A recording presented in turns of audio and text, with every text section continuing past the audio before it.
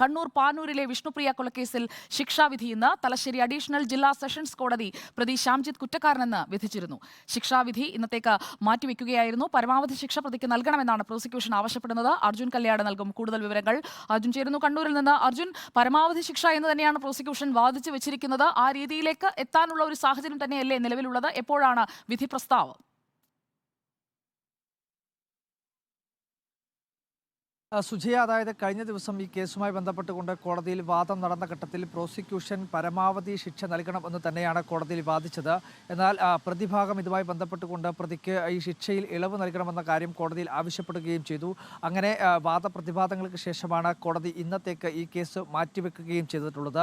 ഇന്നാണ് ശിക്ഷ എന്താണ് എന്ന കാര്യത്തിൽ കോടതി ഒരു തീരുമാനമെടുക്കുക. കോടതി എന്തായാലും ഉച്ചയ്ക്ക് ശേഷം 3 മണിയോടുകൂടി വിധി പ്രസ്താവം നടത്തും എന്നുള്ള കാര്യമാണ് മനസ്സിലാക്കാൻ വേണ്ടി കഴിയുന്നത്. 3 മണിക്കാണ് കോടതി ഈ വിഷ്ണുപ്രിയ കൊലക്കേസിലെ വിധി ഷെഡ്യൂൾ ചെയ്തിരിക്കുന്നത് എന്നാണ് മനസ്സിലാക്കുന്നത്.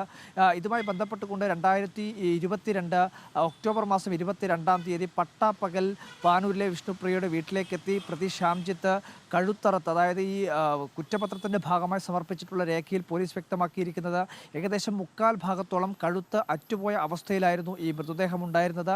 അതിനു പുറമെ ശരീരത്തിൽ 29 മുറിവുകൾ വിഷ്ണുപ്രിയയുടെ ദേഹത്തുണ്ടായിരുന്നു. അതിൽ 10 എണ്ണം മരണം സംഭവിച്ചതിന് ശേഷം ഉണ്ടായിട്ടുള്ളതാണ്. അതായത് മരണം സംഭവിച്ചതിന് ശേഷവും ഈ പക തീരാത്തതുകൊണ്ട് ഈ പ്രതി നടത്തിയതാണ് എന്നുള്ള കാര്യത്തിലേക്കാണ് പോലീസ് കുറ്റപത്രത്തിൽ വ്യക്തമാക്കുന്നത്. അപ്പോൾ അത്തരത്തിൽ അതിക്രൂരമായിട്ടുള്ള അല്ലെങ്കിൽ വളരെയധികം ക്രൂരമായിട്ടുള്ള ഒരു കൊലപാതകമാണ് പ്രതി നടത്തിയിട്ടുള്ളത്. അതുകൊണ്ട് തന്നെ പ്രതിക്ക് ഈ ശിക്ഷയിൽ എന്തെങ്കിലും തരത്തിലുള്ള ഇളവ് കൊടുക്കുകയാണെങ്കിൽ അത് സമൂഹത്തിന് ഒരു തെറ്റായ സന്ദേശമായിരിക്കും നൽകുക എന്നുള്ള കാര്യമാണ് പ്രോസിക്യൂഷൻ കോടതിയിൽ വാദിക്കുകയും ചെയ്തിട്ടുള്ളത്.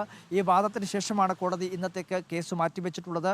എന്തായാലും ഒരുപക്ഷെ വധശിക്ഷയോ അല്ലെങ്കിൽ ജീവപര്യന്തമോ എന്നുള്ള കാര്യമാണ് അറിയാനുള്ളത്. അതിൽ ഏതെങ്കിലും ഒന്നായിരിക്കും എന്നുള്ള കാര്യത്തിൽ ഏകദേശം ഒരു ഈ പറയുന്ന രീതിയിലുള്ള ഈ കുറ്റപത്രവും അതിൻ്റെ രേഖകളുമെല്ലാം ഇതിൻ്റെ ഭാഗമായി പ്രോസിക്യൂഷനും ആ രീതിയിലുള്ള പ്രതീക്ഷയാണ് പങ്കുവെക്കുകയും ചെയ്യുന്നത്.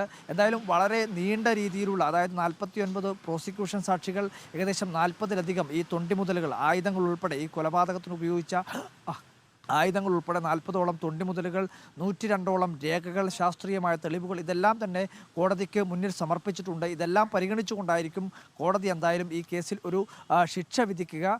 അത് ഇന്ന് 3 മണിക്കാണ് ഈ കോടതി ഈ വിധി പ്രസ്താവം ഷെഡ്യൂൾ ചെയ്തിട്ടുമുള്ളത്. 3 മണിക്ക് അറിയാം ഈ കേസിലെ വിധി എന്താണ് എന്നുള്ള കാര്യം.